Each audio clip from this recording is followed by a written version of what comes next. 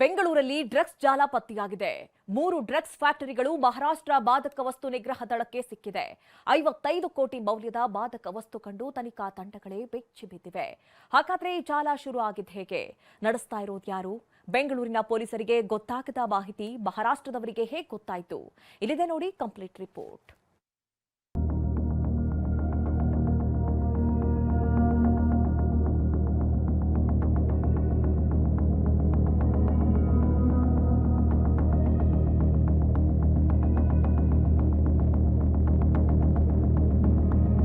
New ಇಯರ್ಗೆ ಜಗತ್ತು ಸಿದ್ಧವಾಗ್ತಿದೆ. ಹೊಸ ವರ್ಷದ ಸ್ವಾಗತಕ್ಕೆ ಎದುರು ನೋಡ್ತಿದೆ.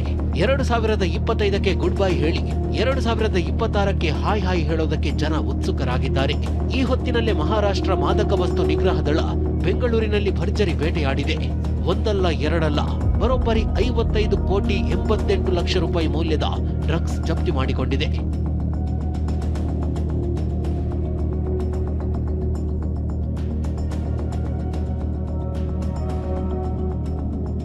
ಬೆಂಗಳೂರಲ್ಲಿ 55 ಕೋಟಿ 88 ಲಕ್ಷ ರೂಪಾಯಿ ಮೌಲ್ಯದ ಡ್ರಗ್ಸ್ ಸೀಸ್.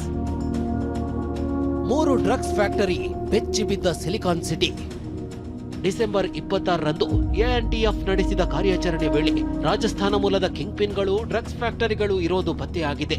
ಯೋಗಿರಾಜ್ ಕುಮಾರ್ ಹಾಗೂ ನಯನ್ ಪವರ್ ಅನ್ನೋ ಬಿಸಿನೆಸ್ ಮ್ಯಾನ್ಗಳು ದೇಶದ ಅನೇಕ ಕಡೆಗಳಲ್ಲಿ ಡ್ರಗ್ಸ್ ಫ್ಯಾಕ್ಟರಿ ಮಾಡ್ತಿದ್ದಾರೆ. ಬೆಂಗಳೂರಿನಲ್ಲಿ ಕೂಡ 3 ಫ್ಯಾಕ್ಟರಿ ನಡೆಸ್ತಿರೋದು ಬಯಲಾಗಿದೆ.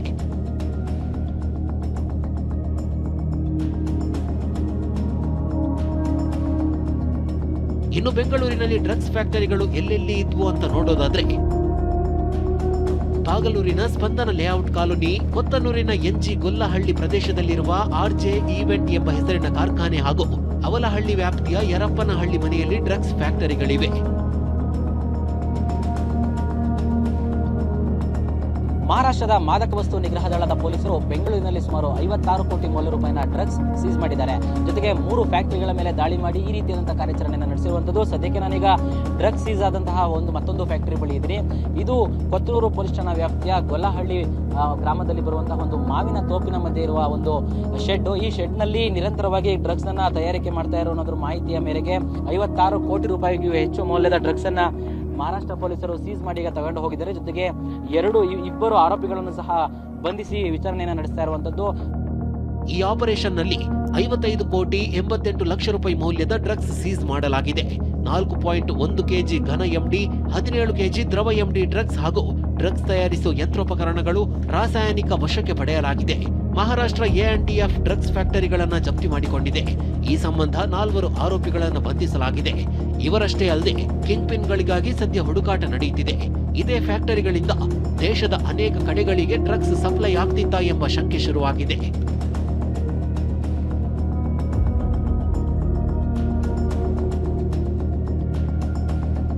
Mumbai to Belagavi, Belagavi to Bengaluru. ಮಹಾರಾಷ್ಟ್ರ ತಂಡದಿಂದ ಡ್ರಗ್ಸ್ ಗ್ಯಾಂಗ್ನ ಪತ್ತೆ. ಅಷ್ಟಕ್ಕೂ ರಾಜ್ಯ ರಾಜಧಾನಿಯಲ್ಲಿನ ಮಾಫಿಯಾ ಅಡ್ಡದ ಬಗ್ಗೆ ಗೊತ್ತಾಗಿದ್ದು ಬೆಂಗಳೂರಿನ ಪೊಲೀಸರಿಗಲ್ಲ, ಬದಲಿಗೆ ಮಹಾರಾಷ್ಟ್ರ ಮಾದಕ ವಸ್ತು ನಿಗ್ರಹ ದಳಕ್ಕೆ. ವಿಷಯ ಅಂದ್ರೆ, ಮಹಾರಾಷ್ಟ್ರ ಪೊಲೀಸರು ಮುಂಬೈನಲ್ಲಿ ಮೆಗಾ ರೇಡ್ ನಡೆಸಿದ್ರು. ವಾಣಿಜ್ಯ ನಗರಿಯಲ್ಲಿ 1.5 ಕೋಟಿ ಮೌಲ್ಯದ ಡ್ರಗ್ಸ್ ಜಪ್ತಿ ಮಾಡಿಕೊಂಡಿದ್ರು. ಈ ಕೇಸ್ನಲ್ಲಿ ಅರೆಸ್ಟ್ ಆದವನು ಅಬ್ದುಲ್ಲಾ ಖಾದರ್. ಇವನನ್ನ ವಿಚಾರಣೆ ನಡೆಸಿದಾಗ ಬೆಳಗಾವಿಯಲ್ಲಿ ವಾಸವಿದ್ದ ಪ್ರಶಾಂತ್ ಯಲ್ಲಪ್ಪ ಅನ್ನೋನ ಹೆಸರು ಬಂದಿತ್ತು. ಈ ಪ್ರಶಾಂತ್ ಬೆಂಗಳೂರಿನಲ್ಲಿನ ಡ್ರಗ್ಸ್ ಬಗ್ಗೆ ಮಾಹಿತಿ ಕೊಟ್ಟಿದ್ದ. ಇವನ ಮಾಹಿತಿ ಆಧಾರದ ಮೇಲೆ ಎಎನ್ಟಿಎಫ್ ಬೆಂಗಳೂರಿನಲ್ಲಿ ಅಖಾಡಕ್ಕಿಳಿದಿದ್ರು. ಈ ವೇಳೆ ಬಯಲಾಗಿದ್ದೇ ಎಲ್ಲರೂ ಬೆಚ್ಚಿ ಬೀಳುವ ಶಾಕಿಂಗ್ ಮಾಹಿತಿ. ಬೆಂಗಳೂರಿನಲ್ಲಿ ಡ್ರಗ್ಸ್ ಬಗ್ಗೆ ಪೊಲೀಸರ ಭಾರಿ ನಿರ್ಲಕ್ಷ್ಯ. ಇಲ್ಲೊಂದು ಪ್ರಶ್ನೆ ಉದ್ಭವವಾಗುತ್ತೆ. ರಾಜ್ಯದಲ್ಲಿನ, ಅದರಲ್ಲೂ ಬೆಂಗಳೂರಿನಲ್ಲಿ ಡ್ರಗ್ಸ್ ಫ್ಯಾಕ್ಟರಿಗಳ ಬಗ್ಗೆ ಮಹಾರಾಷ್ಟ್ರ ತನಿಖಾ ತಂಡಕ್ಕೆ ಮಾಹಿತಿ ಸಿಗುತ್ತೆ. ಆದ್ರೆ ಸಿಸಿಬಿ ಸ್ಥಳೀಯ ಪೊಲೀಸರಿಗೆ ಮಾಹಿತಿ ಸಿಗಲ್ವಾ ಅನ್ನೋದು. ಸಿಸಿಬಿ ಪೆಡ್ಲರ್ಗಳನ್ನು ಮಾತ್ರ ಹಿಡಿಯಲು ಸೀಮಿತವಾಯ್ತಾ? ಡ್ರಗ್ಸ್ ಫ್ಯಾಕ್ಟರಿಗಳೇ ಇರೋದು ಪೊಲೀಸರಿಗೆ ಗೊತ್ತೇ ಇಲ್ವಾ? ಸ್ಥಳೀಯ ಗಲಾಟೆ, ಲ್ಯಾಂಡ್ ಡೀಲಿಂಗ್ಗೆ ಪೊಲೀಸರು ಸೀಮಿತವಾ ಎನ್ನುವ ಪ್ರಶ್ನೆಗಳು ಶುರುವಾಗಿವೆ.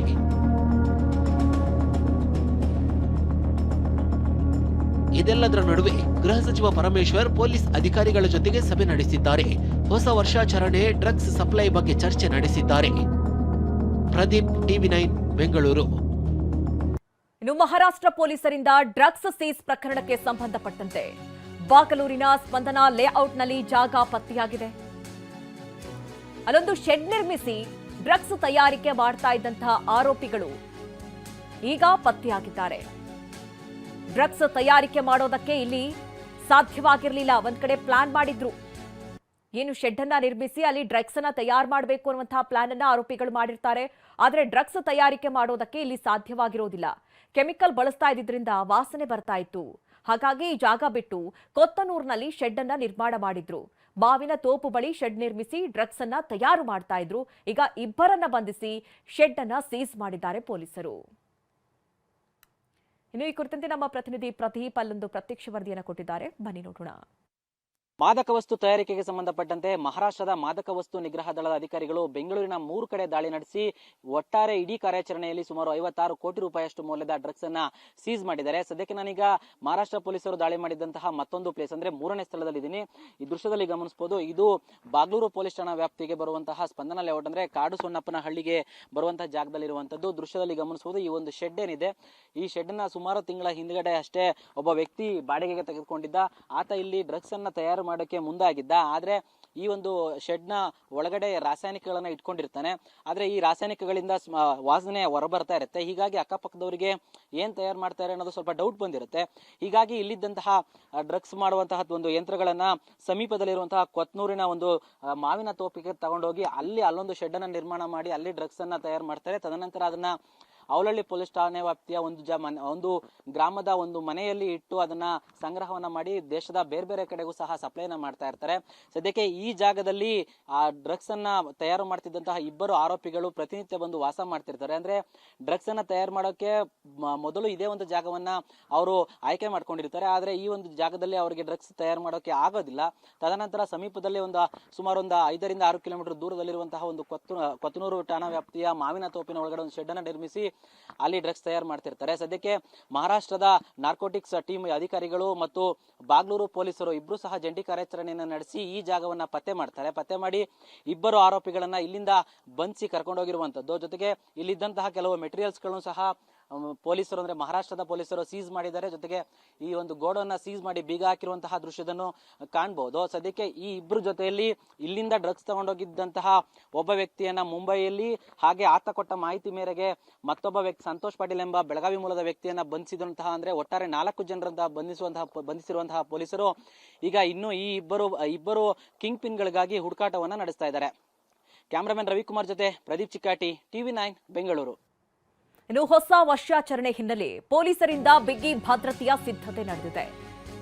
ಈ ಬಗ್ಗೆ ಬೆಂಗಳೂರಿನಲ್ಲಿ ಗೃಹ ಸಚಿವ ಡಾಕ್ಟರ್ ಜಿ ಪರಮೇಶ್ವರ್ ಅವರು ಮಾತನಾಡಿದ್ದಾರೆ. ಬಾರ್ ಅಂಡ್ ರೆಸ್ಟೋರೆಂಟ್ಗಳಿಗೆ ರಾತ್ರಿ 1 ಗಂಟೆಯವರೆಗೂ ಕೂಡ ಅವಕಾಶ ಇರುತ್ತೆ. ರಾತ್ರಿ 1 ಗಂಟೆ ಮೇಲೆ ಮದ್ಯ ಸರಬರಾಜು ಮಾಡುವಂತಿಲ್ಲ. ಒಟ್ಟು 20,000 ಪೊಲೀಸ್ ಸಿಬ್ಬಂದಿಯನ್ನ ಬಳಸಿಕೊಳ್ಳಲಾಗುತ್ತೆ. ನಗರದ ಹಲವು ಕಡೆ QR ಕೋಡ್ಗಳನ್ನ ಹಾಕ್ತೀವಿ. QR ಕೋಡ್ ಸ್ಕ್ಯಾನ್ ಮಾಡಿದ್ರೆ ಅದೆಲ್ಲಾ ಮಾಹಿತಿಗಳು ಅಲ್ಲಿ ಸಿಗುತ್ತೆ. ಈ ಬಗ್ಗೆ ಪರಮೇಶ್ವರ್ ಅವರು ಮಾತನಾಡಿದ್ದಾರೆ. ಈಗ ನಮ್ಮಲ್ಲಿ ಬೆಂಗಳೂರು ಸಿಟಿಯಲ್ಲಿ ಇಂಥದ್ದು ಯಾವುದೇ ಘಟನೆ ಮುಂದೆ ಆಗಕೂಡ್ದು. ಆ ಸಂಬಂಧಪಟ್ಟಂಥ DCP ಆಗಲಿ, ಇನ್ಸ್ಪೆಕ್ಟರ್ ಆಗಲಿ ಅಥವಾ ಆ ಜುರಿಸ್ಟಿಕ್ಷನಲ್ ಪೊಲೀಸ್ ಆಫೀಸರ್ಗೆ ಈಗಾಗಲೇ ಎಚ್ಚರಿಕೆ ಕೊಟ್ಟಿದ್ದೀವಿ. ಅವ್ರ ಮೇಲೆ ಕ್ರಮ ತಗೊಳ್ತೀವಿ ಅಂತ ಕೂಡ ಹೇಳಿದ್ವಿ. ಅವ್ರ ಮೇಲೆ ಕ್ರಮ ತಗೊಳ್ತೀವಿ, ಯಾರೇ ಇರಲಿ, DCPಯಿಂದ ಹಿಡಿದು ಅವರ ಜುರಿಸ್ಟಿಕ್ಷನಲ್ ಪೊಲೀಸ್ ಆಫೀಸರ್ ಯಾರಿದ್ದಾರೆ ಅವ್ರ ಮೇಲೆ ಕ್ರಮ ತಗೊಳ್ತೀವಿ. ಅವ್ರನ್ನ ಸಸ್ಪೆಂಡ್ ಮಾಡೋದಲ್ಲ, ಬೇರೆ ಬೇರೆ ರೀತಿಯಲ್ಲೂ ಕೂಡ ಕ್ರಮ ತಗೊಳ್ತೀವಿ. ಈಗಾಗಲೇ ಶುರು ಮಾಡಿದ್ದೀವಿ ನಾವು. ಬೇರೆ ಬೇರೆ ಇನ್ಸಿಡೆಂಟ್ಗಳಲ್ಲಿ ಈವನ್ ಡಿಸ್ಮಿಸ್ ಮಾಡೋವರೆಗೂ ಹೋಗಿದ್ದೀವಿ. ಫೇಶಿಯಲ್ ರೆಕಗ್ನಿಷನ್ ಕ್ಯಾಮರಾಗಳು ನಮ್ಮ ಹತ್ರ ಸ್ವಲ್ಪ ಈಗ ಜಾಸ್ತಿ ಮಾಡ್ತಾ ಇದ್ದೀವಿ. ಯಾಕಂದರೆ ಅದು ಬೇರೆ ಬೇರೆ ರೀತಿಯಲ್ಲಿ ನಮ್ಗೆ ಅನುಕೂಲ ಆಗುತ್ತೆ ಸರ್. ಅದು ಬ್ಯಾಡ್ ಕ್ಯಾರೆಕ್ಟರ್ಸ್ ಎಲ್ಲ ಫೋಟೋ ಇದೆ ಅಲ್ಲಿ ಗೊತ್ತಾಗುತ್ತೆ. ನಮ್ಮಲ್ಲಿ ಏನಾದರೂ ರೆಗ್ಯುಲರ್ಸ್ ಇರ್ತಾರಲ್ಲ, ನಮ್ಮ ಡೇಟಾನಲ್ಲಿ ಇರ್ತಾರೆ ಕೆಲವರು, ಬ್ಯಾಡ್ ಕ್ಯಾರೆಕ್ಟರ್ಸ್ ಅಂತ ಕರೀತೀರ ಅಥವಾ ಅವ್ರನ್ನ ಆಂಟಿ ಸೋಷಿಯಲ್ ಎಲಿಮೆಂಟ್ಸು ನಮ್ಮ ರೆಕಾರ್ಡಲ್ಲಿ ಬಂದ್ಬಿಟ್ಟಿರ್ತಾರೆ. ಅವ್ರ ಮೇಲೆ ಕೇಸ್ಗಳಿರ್ತಾರೆ. ಆಮೇಲೆ ನಾವು ಈ QR ಕೋಡ್ ಜನಗಳಿಗೆ ಮಾಹಿತಿ ಗೊತ್ತಾಗಬೇಕು. ಎಲ್ಲೆಲ್ಲಿ ಏನು ಸಿಗುತ್ತೆ, ಆ್ಯಂಬ್ಯುಲೆನ್ಸ್ ಎಲ್ಲಿ ಸಿಗುತ್ತೆ, ಎಲ್ಲಿ ವೆಹಿಕಲ್ ಸಿಗುತ್ತೆ, ಎಲ್ಲಿ ಟ್ರಾಫಿಕ್ ಇದು ಆಗುತ್ತೆ, ಇದೆಲ್ಲ ಮಾಹಿತಿ ಅವ್ರಿಗೆ ಸಿಗಬೇಕು ಅಂತೇಳಿ QR ಕೋಡನ್ನು ಮಾಡಿದ್ದೀವಿ. ಅದನ್ನು ಎಲ್ಲ ಕಡೆ ಈಗಾಗಲೇ ಆಲ್ರೆಡಿ ಸ್ಟಾರ್ಟೆಡ್ ಡಿಪ್ಲಾಯಿಂಗ್. ಪಬ್ಬಲ್ಲಿ, ಬಾರಲ್ಲಿ, ಆಮೇಲೆ ರೆಸ್ಟೋರೆಂಟಲ್ಲಿ, ಮಾಲ್ಗಳಲ್ಲಿ ಎಲ್ಲ ಪೊಲೀಸ್ದು ಹೆಸರು ಹಾಕಿ ಅಲ್ಲಿ ಅದು ತೋರಿಸಿ ಇವರು ಅದಿದ್ದೆ ಅದನ್ನು ಮಾಡಿದ್ದೇವೆ.